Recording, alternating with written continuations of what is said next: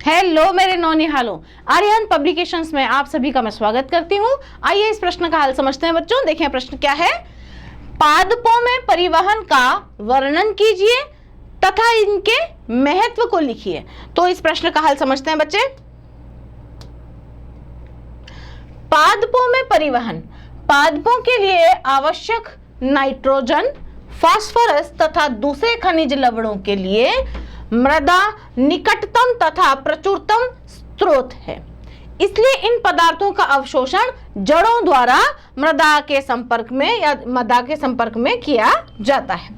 पादपों में जल तथा खनिज पदार्थों का मृदा से अवशोषण विसरण डिफ्यूजन द्वारा संपन्न होता है तथा इन पदार्थों के आंतरिक परिवहन हेतु संवहन ऊतक, जिन्हें वेस्क्यूलर टिश्यूज भी कहा जाता है बेटे, पाए जाते हैं।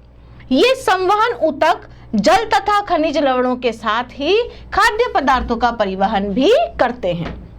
पादपों में पाए जाने वाले संवहन ऊतक निम्न दो प्रकार के होते हैं, एक दारू या जाइलम और दूसरा पोषवाह या फ्लोएम। इनमें से जाइलम मृदा से प्राप्त जल और खनिजों को जड़ से पादप के अन्य भागों तक पहुंचाता है, जबकि फ्लोएम पत्तियों द्वारा बनाए गए खाद्य पदार्थों को पादप के सभी भागों तक पहुंचाता है। यानी कि जाइलम जो है मृदा से जो आवश्यक पोषक तत्व हैं उन्हें पौधे के अन्य भागों तक, और पत्तियां जो भोजन बनाती हैं उसको ये फ्लोएम बाकी के भागों में पहुंचाने का काम करता है। जल का परिवहन देखते हैं तो मृदा से जल का अवशोषण पादपों की मूल में उपस्थित मूल रोम द्वारा होता है। यह मूल रोम मृदा के कणों के बीच फंसे केशिका जल कैपिलरी वाटर को ग्रहण करते हैं।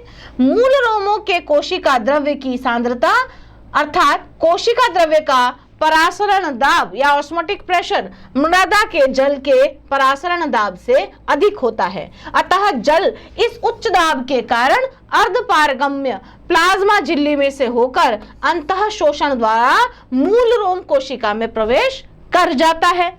मृदा विलयन में जल की विसरण दाब न्यूनता मूल रोम के विलयन में जल की विसरण दाब न्यूनता से कम होती है। अतः मूल रोम कोशिकाएं मृदा से जल का अवशोषण विसरण दाब न्यूनता के कारण यानी कि डीपीडी के कारण करती हैं। वह दाब जो मूल रोमों की वल्कुट कोशिकाओं द्वारा पूर्ण स्फीति अवस्था में अपने कोशिका द्रव्य पर पड़ता है तथा जिसके फलस्वरूप मृदा का जल जाइलम में होता हुआ पादप के तने के कुछ ऊंचाई तक चढ़ जाता है, मूल दाब कहलाता है। सामान्य परिस्थितियों में यह लगभग 2 वायुमंडलीय दाब एटमॉस्फेरिक प्रेशर के बराबर होता है तथा इसे मैनोमीटर नामक उपकरण से मापा जाता है। पादपों में जल व खनिज लवण का परिवहन जल संवहन वाहिकाओं द्वारा होता है। जाइलम ऊतक में जड़ों, तनों व पत्तियों की वाहिकाएं व वाहिनिकाएं आपस में जुड़कर एक सतत जाल बना लेती हैं। पादपों में मृदा से जल तथा खनिज लवण मूल द्वारा अवशोषित होकर जाइलम ऊतक की सहायता से तने में होते हुए पत्तियों तक पहुंचते हैं। इस क्रिया को रसारोहण या एसेंट ऑफ सैप कहा जाता है। जाइलम में जल के अणुओं के मध्य ससंजन बल जिसे कोहेशन फोर्स कहा जाता है तथा जल व जाइलम वाहिकाओं के मध्य आसंजन बल जिसे एडेशन फोर्स कहते हैं वो लगता है। उपरोक्त बलों के कारण जाइलम वाहिकाओं में जल के अटूट जल स्तंभ वाटर कॉलम का निर्माण होता है जो वाष्पोत्सर्जनाकर्षण यानी कि ट्रांसपिरेशन पुल के द्वारा सतत रूप से ऊपर की ओर बढ़ता है। पादपों के वायवीय भागों द्वारा जल के वाष्प बनकर उड़ने की क्रिया को वाष्पोत्सर्जन कहते हैं, जो कि प्रकाश की उपस्थिति में होती है और रंध्रों द्वारा नियंत्रित होती है। वाष्पोत्सर्जन जल के अवशोषण एवं जड़ से पत्तियों तक जल तथा उसमें विलय खनिज लवणों के ऊपरी मुखी गति में सहायक होता है। जल के परिवहन में रात्रि के समय मूल दाब तथा दिन में रंध्रों के खुले होने पर वाष्पोत्सर्जनाकर्षण जाइलम में जल की गति के लिए मुख्य प्रेरक बल होता है। भोजन तथा दूसरे पदार्थों का स्थानांतरण देखें किस प्रकार होगा। तो प्रकाश संश्लेषण के द्वारा निर्मित विलेय भोज्य कार्बनिक उत्पादों का वहन स्थानांतरण ट्रांसलोकेशन कहलाता है।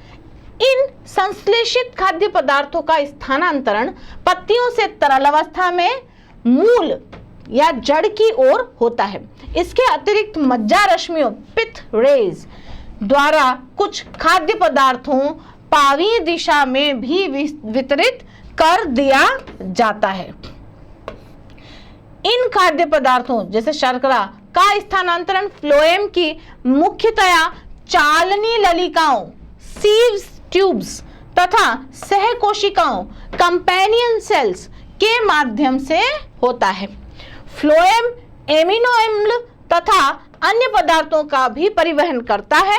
ये पदार्थ विशेष रूप से जड़ के भंडार अंगों, फलों, बीजों तथा वृद्धि वाले अंगों में ले जाए जाते हैं। भोजन तथा अन्य पदार्थों का स्थानांतरण ऊपरी मुखी तथा अधोमुखी दोनों दिशाओं में होता है। सुक्रोज जैसे पदार्थ फ्लोएम ऊतक में एटीपी से प्राप्त ऊर्जा से ही स्थानांतरित होते हैं। मुंच के अनुसार खाद्य पदार्थों का स्थानांतरण खाद्य पदार्थों की अधिक सांद्रता वाले स्थान से उनकी कम सांद्रता वाले स्थान की ओर होता है। पर्ण मध्योतक कोशिकाओं जिन्हें मीजोफिल सेल्स भी कहते हैं, इनमें निरंतर खाद्य पदार्थों के बनते रहने के कारण इनकी सांद्रता एवं परासरण दाब अधिक बना रहता है। मूल अथवा भोजन संचय करने वाले भागों द्वारा शर्करा जो कि एक घुलनशील भोज्य पदार्थ है, इसके निरंतर उपयोग के कारण या खाद्य पदार्थों के अघुलनशील अवस्था में बदलकर संचित हो जाने के कारण वहां उपस्थित कोशिकाओं का परासरण दाब कम हो जाता है, जिसके परिणाम स्वरूप खाद्य पदार्थ अविरल रूप से फ्लोएम द्वारा मूल की ओर प्रवाहित होते रहते हैं। तो इस प्रकार जो आपका इस प्रश्न का हल है वो आप सभी बच्चों को बहुत अच्छे से समझ में आया होगा, ऐसी आशा करती हूँ बच्चों। धन्यवाद।